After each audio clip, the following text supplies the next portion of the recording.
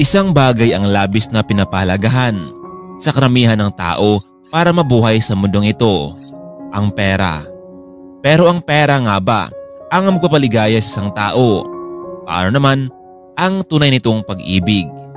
Kaya naman mga kaibigan, sa kwento natin ngayon, ano kaya ang mahalaga? Pera o pag-ibig sa dalawang taong nagkakaunawaan? Pero hanggang saan ka ito aabot? Isang mag-asawa ang talagang masasabi nating puno ng pagmamahal sa isa't isa. Ngunit paano kung dahil sa pera, may isa sa kanila ang masasaktan? Magandang umaga, honey. Kumusta naman ang tulog mo? Ayos lang ako, honey. 2 taon na mag-asawa sina Lawrence at Sylvia. Wala pa silang anak dahil gusto mo na nilang matupad ang pangarap nila sa buhay, lalo na itong si Lawrence na magkaroon ng isang negosyo na malapit sa mataong lugar. Masaya sina Lawrence at Sylvia. Mahal na mahal nila ang bawat isa.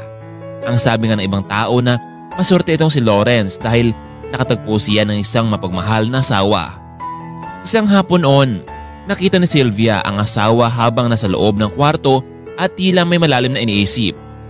Nakita ng babae ang ilang buwan ng bayarin at hindi lang iyon. Dagdag pa dito ang binabayarang pwesto sa kanila at kung hindi ito agad mabayaran, may posibilidad na mawala at masayang lamang ang kanilang pinaghirapan ng ilang taon. Buong gabi silang halos hindi makatulog dahil sa problemang kanilang nararanasan. Iniisip ng mag-asawa kung paano ito masolusyonan. Kinabukasan, maagang nagising ang babae sa hindi inaasahan. May napansin siyang isang wedding invitation letter para sa kanilang dalawa mula sa kaibigan ni Sylvia at giganapin ito sa isang sikat na resort sa bansa. Gayunpaman, kahit maraming kinakaharap na problema ang mag-asawa, hiniling ni Sylvia sa asawa na dadalo sila sa isang malaking event na ito para naman kahit papaano ay makarelax sila. Ito kasi ang unang pagkakataon nilang dalawa na makapasok sa nasabing resort. Basta para sa kaligayahan ng mag-asawa, walang naging pagtutol itong si Lawrence dahil mahal na mahal niya si Sylvia. Dumating na nga ang araw ng event. Suot ni Sylvia ang isang pinakamagandang dress na regalo noon ng kanyang asawa. Hindi makakaila na sobrang ganda talaga ng babae sa suot na ito. Daig niya pa ang ikakasal sa araw na iyon. Karamihan sa mga taong naroroon ay halatang bigati ng mga ito. Habang nakaupo ang mag-asawa sa isang table, bago magsimula ang event, nagpaalam mo na itong si Sylvia na magtungo sa comfort room para mag-ayos. Sige honey, bumalik ka agad ha. Malapit na magsimula ang event. Yes honey, sandali lang ako. Umalis na si Sylvia habang naiwan naman itong si Lawrence sa table. Habang nasa hallway ang babae, naglalakad patungo sa comfort room. Nasalubong niya ang isang hindi pamilyar na lalaki, pero ang postura nito ay parang halatang isang bilyonaryo dahil sa mga bodyguard na nakapalibot dito. You're so beautiful woman. Excuse me? Yes. Ngayon ako nakita ng kasing ganda mo. Pwede ba kitang maimbitahan tomorrow for a special dinner? I am Mr. Dominic Morales, the owner of this resort. Excuse me, mister. I'm sorry pero hindi kita kilala. Pasensya ka na dahil may asawa na ako. And so, whatever. I don't care. I just want to have a dinner with you. Maya-maya pa, hindi alam ni Sylvia na sinundan pala siya ng asawa sa hallway. Nakita ni Lawrence sa di kalayuan na may kausap ang asawa. Kaya naman, nagbadala itong pumunta roon. Honey, what's happening here? Nothing, honey. Oh, Mr. Smith, is that you? Mr. Morales, ikaw ba yan? Whoa, what's a coincidence naman at nagkita tayo dito ngayon. Well, it's nice to see you too. Matagal na rin kitang tinakita. And look at me now. I am the owner of this resort. Ikaw, ano bang pinagkaabalan mo ngayon? Ako? I'm living with my wife in a simple life. Oh, so siya pala ang asawa mo. What a beautiful lady. Mr. Smith, alam mo naman hindi ba kung ano ugali ko? Once na may gusto akong isang bagay, hindi ako titigil kapag hindi ko ito nakukuha. Oo, alam ko yun, pero ano bang ibig mong sabihin? Lawrence, look. I like your wife. Sa unang tingin ko pa lamang sa kanya, gusto ko na siya. So, 5 million in just one night? With your wife? Only one night, Lawrence.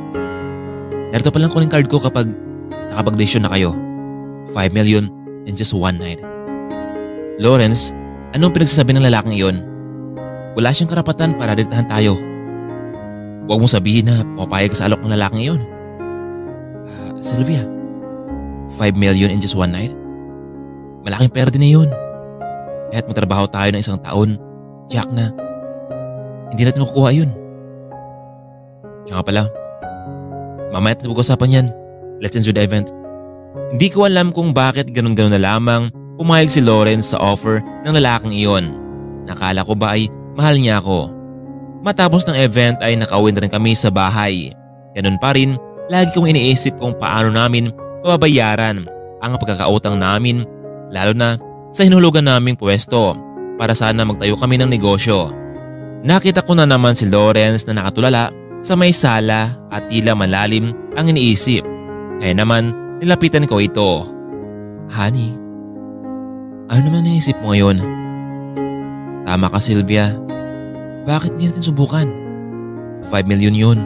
Lahat ng pagkakautang natin ay siguradong tapos na. Isang gabi lang yun, Sylvia. Pagkatapos noon, mamuhay tayo ng masaya. Mahal na mahal kita, Sylvia. Ito lang ang paraan para masolusyonan ito. Sigurado ka ba, Lawrence? Lawrence, di ko gusto itong gawin. Pero kung pumilit ka, sige. Gagawin ko ito dahil mahal na mahal kita. Hayaan mo, honey, after this, magsimula tayo ng panibagong buhay. Nang gabi ding iyon, tinawagan ni Lawrence itong si Dominic Morales sa offer nito sa kanila. Lawrence, hinihintay ko talaga ang tawag mo. Mabuti naman at hindi mo ako binigo. Because you need my money? Anyway, tomorrow, I will set 5 million in your account at sa akin ang asawa mo sa araw na iyon. Kinabukasan, dumating na nga ang pera sa account ni Lawrence. Maya-maya pa, may isang magarang sasakyan ang dumating at sinundo ang babae. Welcome, Sylvia Smith, sa aking mansyon. Hoping na maging masaya ka sa akin sa araw na ito. Magkasama sina Dominic at Sylvia buong araw at dahil binayaran niya ito ng 5 million para maangkin sa araw na iyon. Walang nagawa si Sylvia kundi sundin ang kagustuhan ng lalaki na kasama niya ngayon. Wow, hindi ko akalain talaga na ganun ka pala, Sylvia Smith. Hindi ako mapaghinayang sa perang nilabas ko ngayon. I'll never experience this before. Maswerte ang asawa mo, Sylvia, dahil ginagawa mong lahat para sa inyong dalawa. Matapos ng 24 hours, umuwi na itong si Sylvia sa bahay nila ni Lawrence na parang wala lamang nangyari. Kinaumagahan, nagtungo siya sa kwarto, samantalang nasalayan niya ang asawa na natutulog. Dahan-dahan siyang lumapit sa asawa at umiga sa tabi nito. Honey, I'm here. At niyakap niya ang lalaki. Matapos ng lahat ng iyon, nabayaran ni Lawrence ang kanilang pagkakautang. Ngunit ang dating mag-asawang masaya at may pagmamahal sa isa't isa ay marahang nawawala.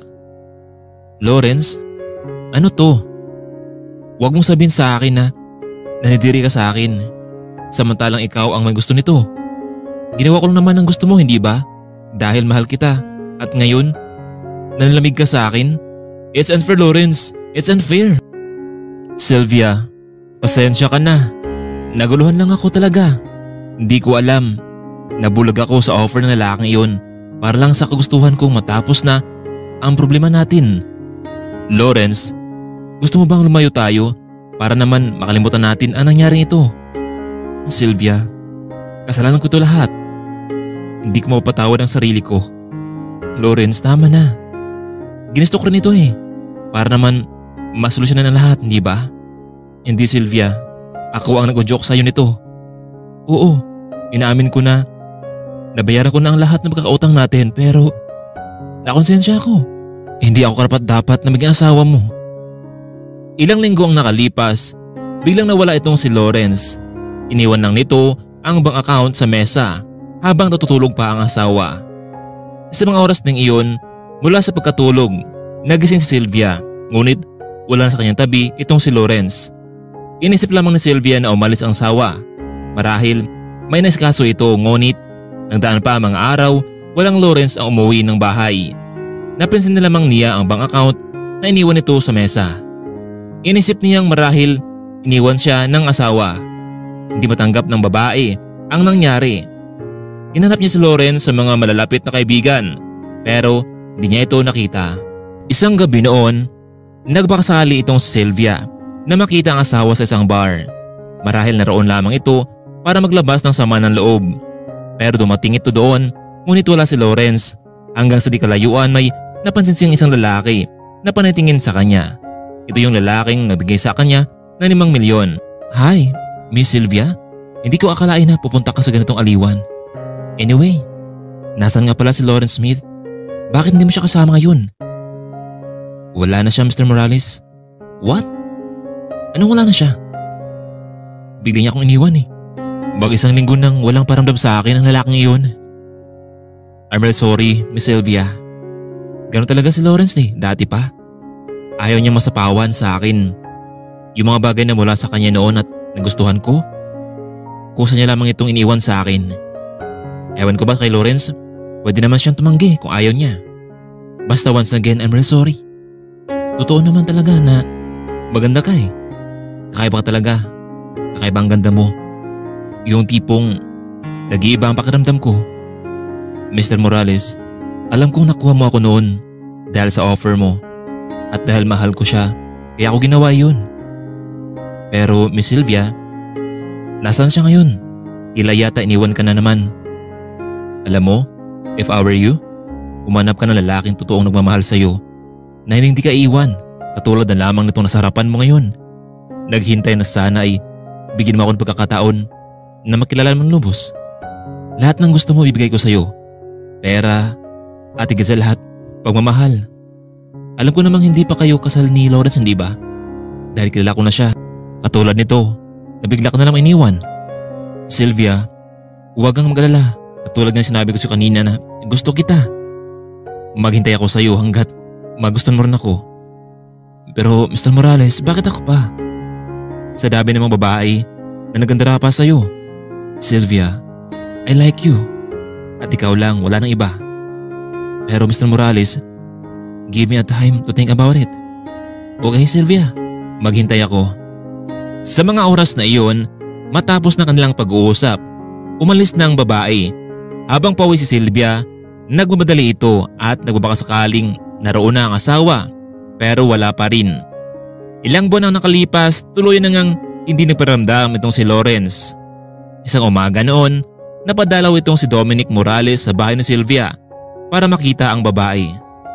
Good morning Sylvia, flowers for you. Mr. Morales, ang kulit mo talaga no? Hindi ka ba talaga susuko? Well Sylvia, kahit ubusin ko pa ang pera, kayamanan ko para lamang sagutin mo ako, ay gagawin ko yun. Marinig ko lamang mula sa bibig mo at natanggap mo na ako. Gagawin kita ang isang prinsesa sa buhay ko. Inamin itong si Sylvia na mukhang nagagusto na rin siya sa lalaking iyon. Gwapo, may kaya sa buhay at wala siyang dapat pang alalahanin. Kaya naman dahil sa palaging panunoy ni Dominic, nakamit na nito ang matamis na oo nitong si Sylvia. I'm so happy Sylvia, sa wakas. Sinagot mo na rin ako. Hindi mo lang alam kung gaano ako kasaya. Kaya naman, magkakaroon tayo ng party dahil sa naging sagot mo sa akin. Hindi ka magsisisi. Sylvia, pinapangako ko sa iyo, ituturing kita ng isang prinsesa ng buhay ko. Bagamat sinagot ng babae ang binata, pero nanatili pa rin magkaiba ang kanilang bahay. Natili lamang itong Sylvia sa dati nilang bahay. Alam naman kasi nito na hindi na babalik pa ang dati nitong kinakasamang si Lawrence Smith. Hindi nga naglaon, naging sila na nga nitong si Dominic Morales. Halos araw-araw pinapasiyal siya ng lalaki at binibigyan nito ang kanyang gusto. Sylvia, it's almost 5 months na mula noong sinagot mo ako. Ayaw kong hanggang dito lang tayo. Gusto ko sanang official na magkasama tayo sa isang bubong. Mahal kita Sylvia. Hindi ako magiging masaya kapag ganito lang. Gagawin kong lahat na lumigayat ang dalawa. Hindi matumbasan ang sayang naramdaman ni Sylvia sa tuwing kasama nito si Dominic. Sylvia, can we talk for a while? Oo naman Dominic, ano ba yun? Sylvia, will you marry me? Dominic, seryoso ka ba sa sinasabi mong yan? Oo Sylvia, walang halong biro. Totoo ito, lahat ng narinig mo. Will you marry me? Yes Dominic, I will marry you. Wow, that's great! Ang saya ko Sylvia, maraming salamat. Napagkasunduan nilang dalawa na magpakasal. Makalipas ng 2 buwan, tuloy na kayang nakalimutan ni Sylvia ang kanyang dating minahal. Ano nga ba ang totoo nangyari kay Lawrence? Paano kung muli siyang magpakita sa dating mahal? Sigurado ka ba sa desisyon mo Lawrence? Nakasigurado ka ba na kapag nagkita kayo muli ni Sylvia ay tatanggapin ka niya? Hindi ko alam Jeric kung tatanggapin niya ako, pero bahala na. Ang mahalaga ay makahingi ako sa kanya ng tawad.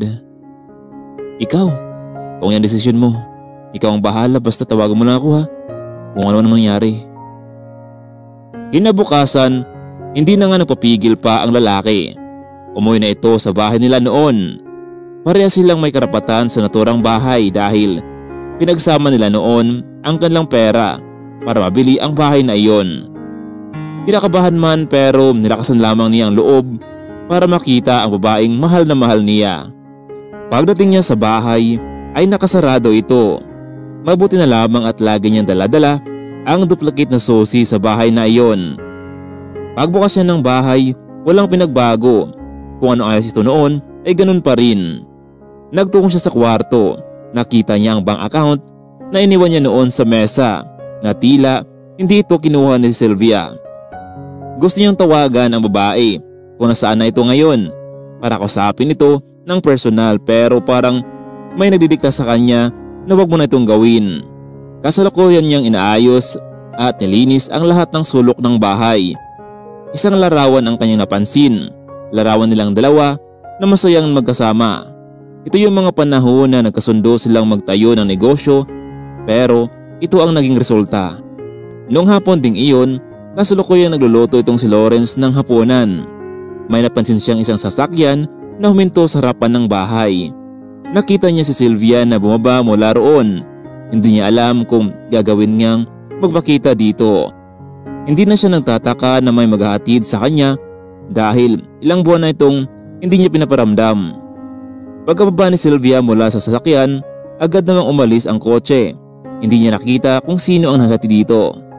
Samantalang mula sa labas, nagulat naman ang babae kung sino ang nakapasok sa loob ng bahay dahil nakabukas ang mga ilaw sa kusina. Pagpihit niya ng pinto ay nakalock ito. Inisip niyang marahil isang masamang tao iyon o kaya naman si Lawrence na bumalik na. Dahan-dahan niyang binuksan ang pinto gamit ng kanyang susi. Bagamat medyo madilim sa sala, pero maliwanag naman sa kusina. Kaya naman marahan siyang nagtungo doon, hawak ang isang matigas na bagay. At sigurado kung isang magnanakaw iyon ay talagang hampasin niya ito sa pagmumukha nito. Pagdating niya sa kusina, walang tao ang naroroon, pero nakita niyang tila may gumagamit ng kagamitang panluto. Muli siyang lumingon sa likuran at laking gulat ni Sylvia na makita si Lawrence. Lawrence? Ikaw ba yan? Anong ginagawa mo dito? Sylvia, mamaya natin pag-usapan to. Tara, kumain muna tayo. Nagluto pala ako ng paborito mong pagkain. It's okay Lawrence. Kumain na kami sa labas. Ikaw na lang kumain. Mamaya ay mag-usap tayo. Nagtungo naman si Sylvia sa kabilang kwarto. Hindi niya inasahan ang muling pag-uwi ni Lawrence. Kung sa bagay, naalaala niya na dalawa pala silang nakapangalan sa naturang bahay at lupa. Kaya naman, may karapatan ng itong tumira. Hindi niya alam kung magalit siya sa lalaking iyon, kung bakit bigla na lamang itong nawala na parang bula. Matapos kumain itong si Lawrence, nagtungo naman ito sa may sala para hintayin ang babae. Maya-maya pa, bumaba na si Sylvia mula sa kabilang kwarto. Nakatitig lamang itong si Lawrence sa babae habang papalapit ito. Napansin niya na wala ring pinagbago. Ang itsura nito, maganda pa rin.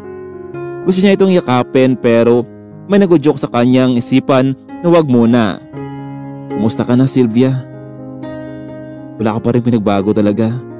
Ang ganda mo pa rin. Salamat, Lawrence. Pero ano bang nangyari?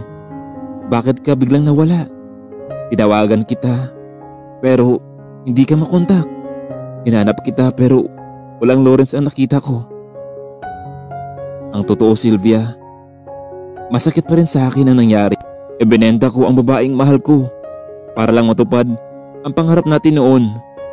Pero hindi ko masikmura na makita yung babaeng pinakamamahal ko na siyang kabayaran sa lahat ng iyon. Kaya naman, umalis na lamang ako nang walang paalam sa'yo at iniwan ko yung bank account. Pero narealize ko na mali ang nagawa ko sa'yo. Kaya heto, bumalik ako at nang baka sakaling tanggapin mo pa ako. I'm sorry, Sylvia. I'm sorry. Alam mo, Lawrence, hindi ba sinabi ko na sa'yo noon na pumayag na rin ako sa kagustuhan mo dahil gusto kong matapos ng problemang iyon? Pero walang nangyari. Hayaan mo na, nakalipas na yun. Past is past. Pero hindi ko alam, Lawrence, kung matanggap pa kita sa buhay ko. Ang totoo, malapit na akong ikasal. Ilang buwan na lang simula ngayon. Ano? Sino, Sylvia? Si Dominic, Lawrence. Yung mga panahon na kailangan ko ng karamay. Iniwan mo ako at siya ang lalaking lumamay sa akin. Pasensya ka na. Siguro nga, Lawrence, hindi tayo para sa isa't isa. Maaaring makahanap ka pa ng babaeng mas karapat dapat sa pagmamahal mo. Siya nga pala, ito yung bahay at lupa. Hindi ko ito kakayat sa'yo. Dahil may karapatan ka rin dito, hindi ba? Pwede kang manatili dito. At yung pera na sa account mo, huwag kang mag-alala dahil hindi ko yun pinakalaman.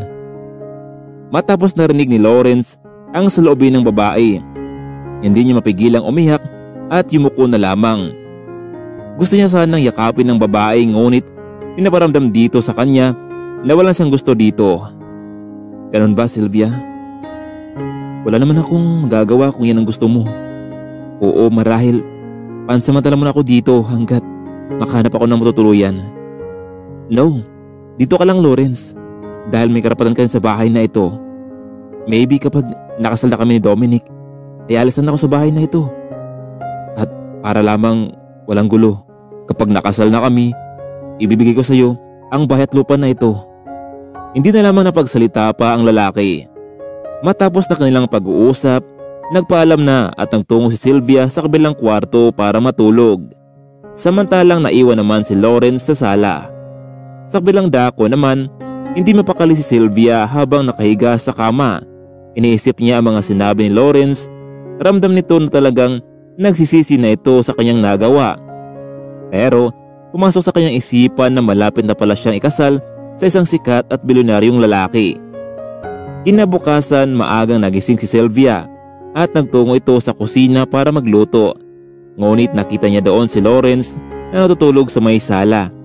Gusto niya sanang gisingin ito para lumipat sa kanyang kwarto, ngunit nakapagdesisyon siyang hayaan na lang. Matapos niyang magluto, kumain at naligo na rin ito, nagkausap kasi sila ni Dominic na mamasyal at maghanap ng gown na isuot nito sa darating na kasal. Matapos niyang magbihis, ilang minuto pa ang nakalipas, dumating na ang sasakyang susundo sa kanya at magkikita na lamang sila ni Dominic sa mall. Umalis na si Sylvia sakay ng kotse. Samantalang kakagising lamang noon ni Lawrence. Hindi niya napansin na sa sala pala siya nakatulog. Inikot ang kanyang ulo at hinanap ng kanyang paningin si Sylvia pero wala ito. Bumangon na ito at nagtungo sa kusina para magluto. Ngunit may nakahanda na palang pagkain para sa kanya. Bigla tuloy sumaya ang kanyang puso sa ginawa ni Sylvia. Iniisip ni Lawrence na sana kahit kaunti ay may pagtingin pa rin ito sa kanya. Dumating na itong si Sylvia sa mall at naghintay na itong si Dominic sa kanya. Hi babe, good morning. Pasensya ka na ha. Pinasundo na lang kita dahil may meeting kasi ako kanina eh. Alam mo naman kapag nasa business industry, palagi talaga akong busy. Anyway, kumain ka na ba? Oo, tapos na ako babe. Ganun ba? So tara, pumili tayo ng gown para sa suot mo sa next month. Gusto ko yung ikaw ang pinakamaganda sa araw na iyon, Sylvia. Nagtungo na sila sa isang dress shop para makapili ng magandang isusuot ni Sylvia. Wow, You look beautiful, Sylvia. Hindi na ako mapaghintay pa sa kasal natin. Me too, Dominic. Anyway, babe, balakad tayo bukas. Papakilala kita sa mga malapit kong kaibigan. Di ako magustuhan kanila. Pero, babe, sigurado ka ba? Baka naman paya ako doon. Alam kong isang high class ang naroroon, di ba? At ako, isang simpleng babae lamang. Sylvia, yes, isa ka ngang simpleng babae, pero sikapin natin na ikaw ang pinakamaganda sa gabing iyon. Kaya huwag ka nang mag-alala. Matapos ng kanilang pamamasyal, inhatid ni Dominic ang nobya sa kanilang bahay. Pero habang nasa kotse pa lamang ito, kinausap ni Dominic ang babae. Babe, total naman malapit na tayong ikasal. Ano kaya kung sa mansyon ka na tumira? Pero Dominic, hindi ba napag-usapan na natin ito? Natitira lamang ako sa mansyon kapag kasal na tayo. Para naman wala silang masabi sa akin. Okay, kung yan ang gusto mo, Sylvia. Bukas ha, huwag mong kalimutan. Madalaw tayong party. Maya-maya lamang nakarating na sila sa tapat ng bahay. Pumasok ko muna, babe, sa loob. Sylvia, next time na lang. I have to go. May meeting pa ako mamayang hapon. Umalis na ang kotse ni Dominic habang papasok naman sa loob ng bahay itong si Sylvia. Nakita niya muli si Lauren sa may sala at mukhang may pinagkabalahan ito. Kaya naman, dumiretso na lamang siya sa kanyang kwarto. Hello, Jeric? Napatawag ka? Oh, Lawrence pare. Iyain sana kita bukas eh. May maganap na party at napasama ako sa kumpanya namin. Kaya ang sabi nila, magdala rin ng kaibigan kaya ikaw napili ko. Okay, Jeric, walang problema sa akin. Okay pare, salamat ha. Pero magbihis ka ng magandang kasuotan dahil manigurado maraming chicks doon. It's our time para makahanap ng mayaman. Nako, biro lang Lawrence ha. Basta, susunduin kita ha. Sige Jeric, walang problema. Kinahaponan, nagluto na itong si Lawrence ng pagkain. Pero, mula kanina ay hindi pa rin bumaba ang babae para kumain. Iniisip ni Lawrence na marahil ay natutulog ito. Kaya naman, napagpasyahan niyang puntahan ito sa kwarto. Sylvia? Tulog ka ba? Kumain ka na lang ha, naghanda ng pagkain sa mesa. Matapos kausapin ng babae, nagtungo na rin ito sa kanyang silid para maghanda ng may suot para bukas. Samantalang narinig naman talaga ni Sylvia na may kumatok sa kanyang pinto. Ang totoo, iniwasan niya talaga na makita at makausap si Lawrence dahil malapit na silang ikasal ni Dominic. Pero ang totohanan, the more na umiiwas siya sa lalaki, ay mas lalong bumibilis ang patibok ng kanyang puso. Matapos niyang maghanda ng may suot para bukas, bumaba na ito sa kusina para kumain, kahit kaunti lang. Hindi niya inasahan na masarap palang magluto ang lalaki, hindi katulad noon na wala itong pakialam. Naisip tuloy ni Sylvia na matapos nilang maghiwalay ni Lawrence, mas lalong naunawaan niya ang katotohanan. Kinabukasan, maagang nagising si Sylvia. Usually, nagluluto din ito ng ugahan dahil maya-maya lang ay darating din si Dominic para sunduin siya. Hi babe. Wow, you look good. So, are you ready? Relax ka lang ha, Sylvia. I'm pretty sure na masiyahan ka sa party. Sana lang babe. Nakarating na sila sa venue. Hindi nga nagsinungaling itong si Dominic. Napakaganda ng lugar habang iba't ibang kumpanya naman ang naroroon. Mr. Dominic Morales, nice to see you. Oh, Mr. Asuncion. Biruin mo nga naman no? Kabilang ka pala sa party na ito. Siyempre naman Mr. Morales, ikaw lang ba ang gustong umunlad sa buhay? Wow, kung ganun, congrats! You did it! Anyway Mr. Asuncion, just meet my fiancée Sylvia, soon to be Morales. Wow, that's beautiful girl. Ang swerte mo naman sa babaeng ito, Mr. Morales. It looks like a princess. Yes, I know Asuncion. She's the only one that I love. Ganun ba? Pero ang balita ko noon, iba-ibang babae ang inuwi mo sa bahay. Mr. Asuncion, past is past and this is my future, my present. Ganun ba, Mr. Morales? Well, okay. It's nice to see you here. Halos karamihan sa mga naroroon ay nakatingin kay Sylvia dahil sa kanyang kasuotan. Ilang minuto pa ang nagdaan. Pare, hanep. Ang ganda dito sa party. Mukhang mag-enjoy ako sa dami ng mga babae rito. Naku, ikaw lang yata mag-enjoy, Jeric. Lawrence, give your time to others. Hindi puro Sylvia na lang. Pare, speaking of Sylvia, nakikita mo ba yung nakikita ko? Hindi ba si Sylvia yung nasa mesa? Ang ganda niya. Oo, Jeric. Maganda talaga si Sylvia pero hanggang tingin na lang ako sa kanya. Kung ganun, Lawrence, just move on. Marami dito, iyak na makapili ka. Maya-maya pa, hindi na nga nagkamali itong si Jeric. May kausap na babae ang kaibigan at talagang napinta sa kanyang mukha na naging masaya ito. Samantalang habang nakupo naman itong si Sylvia sa mesa, napansin niya ang isang pamilyar na lalaki na may kausap na sexing babae. Anong ginagawa ni Lawrence dito? Akala ko ba para lang sa mga mayaman ito?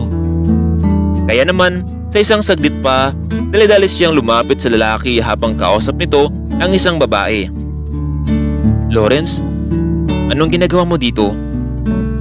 Sylvia, ikaw ba yan? You look pretty Siyempre naman. Narito ako kasama ko sa Jeric, yung kaibigan ko. Niyaya niya kasi ako eh. Lawrence, ang mabuti pa ay umuwi ka na. No, Sylvia. Gusto ko ring sumaya, katulad mo. Excuse me? Magkakilala ba kayo? Saad naman ang isang babae. Oo naman, he is my ex-boyfriend. Pwede ba, Sylvia? Wala naman akong balak na manggulo rito eh. Kung talagang mahal mo si Dominic, just go. Matapos ng kanilang pag-uusap, umalis na itong si Lawrence. Nagpaalam na ito sa kanyang kaibigang si Jeric. Ganon din naman ang babaeng kausap nito kanina.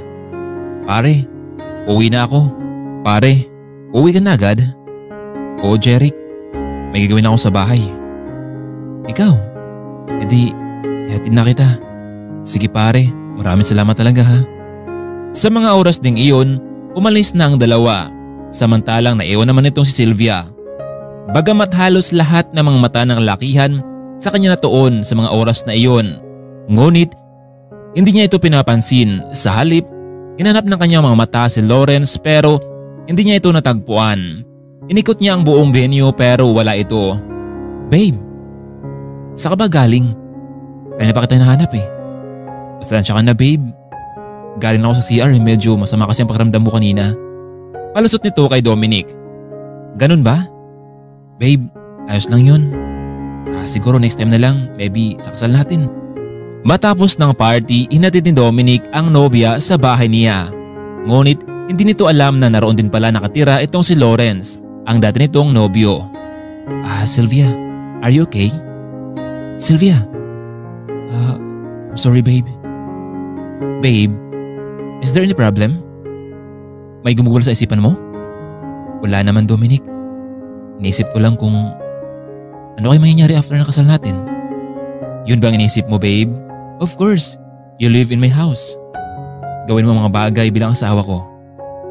Pero Dominic, gusto ko sana magtrabaho kasama mo. Babe, nasa akin ang lahat at hindi mo na kailangan pang magtrabaho because I will give you everything. I treat you as a princess. Ilang oras ang nakalipas, nakarating na nga sila sa bahay ni Sylvia. Babe, what's that? Parang may tao yata sa loob ng bahay mo yun ba? Baka nakalitaan ko lang isara kanina yung ilaw. So paano Dominic?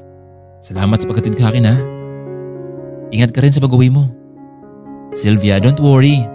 Kaya kong sarili ko. Ikaw nga ito inaalala ko eh. Pero malapit na Sylvia. A days to go. Magiging Sylvia Morales ka na. O sige na, alis na ako.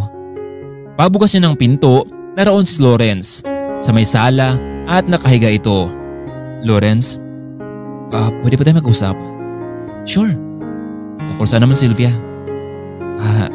Tungkol kanina. Sylvia, kung nagagalit ka sa akin dahil sa nandun ako kanina sa party, hindi ko naman sinasadya yun eh. At saka, bakit ka magalit sa akin samantalang hindi naman ikaw ang intensyon ko roon? Lawrence, sino ba yung babaeng kausap mo kanina? Siya ba? Si Miss Margaret? Wala lang, siguro gusto niya lang makipag-usap sa akin, makipagkaibigan. At hindi ako interesado sa kanya. So paano? Sylvia, matutulog na ako ha. Lawrence, wait. Sigurado ka bang wala kang pagtingin sa kanya? Bakit naman Sylvia? Huwag mong sabihin sa akin ha. Nagsiselos ka.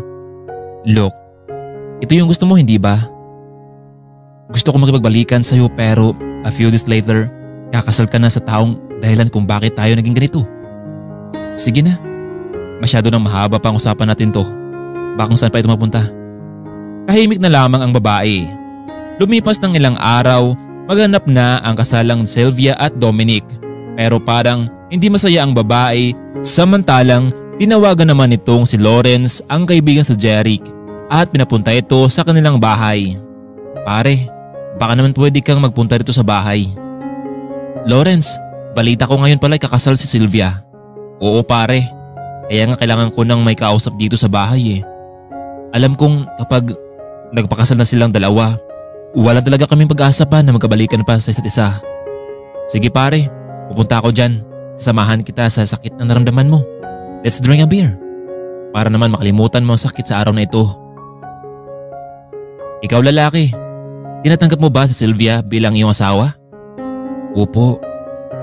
Ikaw naman babae, tinatanggap mo ba si Dominic bilang iyong asawa? Babe, ano na? Dominic, pasensya ka na pero hindi ko kaya eh. Hindi ko kayang magpakasal sa'yo. Sylvia, anong ibig mong sabihin? Dominic, sorry. Hindi ko pala kaya magpakasal sa'yo. Sana manawaan mo ako. Biglang umalis na lamang itong si Sylvia, samantalang iniwan ito si Dominic mag-isa. Hindi makapaniwala ang lalaki sa ginawa ni Sylvia sa kanya. Sumakay na itong si Sylvia sa sasakyan pauwi ng bahay dahil gusto niyang makausap itong si Lawrence. Pare, narito na ako. Tara, let's have a drink para naman makawala ang sakit na ramdaman mo. Alam mo, maraming babae dito sa mundo at sa katulad mong gwapo, siguradong maraming magkahabol sa iyo. Just move on dahil kasal na siya kay Mr. Dominic Morales. Ilang saglit pa, may bumukas sa pinto. Sylvia, anong ginagawa mo dito? Hindi ba kasal mo ngayon? Bakit ka narito? Lawrence, hindi ko tutuloy ang kasal ko dahil sa'yo. Hanggang ngayon, ikaw pa rin laman ng puso't isipan ko, Lawrence. Mahal na mahal kita. Hindi ko kaya mawala ka sa akin muli sa buhay ko. Sylvia, totoo ba ang sinasabi mo? Oo, Lawrence. Tama ka. Nagkamali tayo noon ng desisyon at kailangan natin itama ito. Please, Lawrence. Magsimula tayo ng bagong buhay. Yung perang nakuha natin dati, gamitin natin sa negosyo at magsimula tayo ng bagong buhay. Yes, Sylvia, you're right. Mahal na mahal kita at hindi yun mababago. Pero paano si Mr. Dominic? Baka kung anong gawin niya sa atin. Lawrence, siguro naman ay maintindihan ni Dominic yung tungkol sa ating dalawa. Ang totoo nga ay pinagtapat ko na sa kanya noon na hindi ko siya kayang mahalin at alam kong naunawaan niya iyon. Simula sa araw na ayon sinikap ng dalawa na may balik ang kanilang pagsasama noon. Ang perang nakuha nila ang siyang ginamit upang magsimula sila ng panibagong buhay. Simula noon, ang lahat ng pagkukulang ay pinunahan ng bawat isa at tuluyan na silang nagpakasal. Minsan, sa buhay natin, dumarating talaga ang pagsubok, lalo na sa mag-asawa. Pero sa pagsubok na ito, dito natin masusukat ang totoong pag-ibig. Mga kaibigan, iba talaga kapag ang puso na ang magdidikta kung sino ang minamahal nito. Kaya marami sa atin ang bulag pagdating sa pag-ibig. Hanggang dito na lamang muna kaibigan. Muli, maraming salamat sa patuloy ninyong pagsuporta sa aking munting channel. Hanggang sa susunod na nating mga kwentong pag-ibig. Maraming salamat.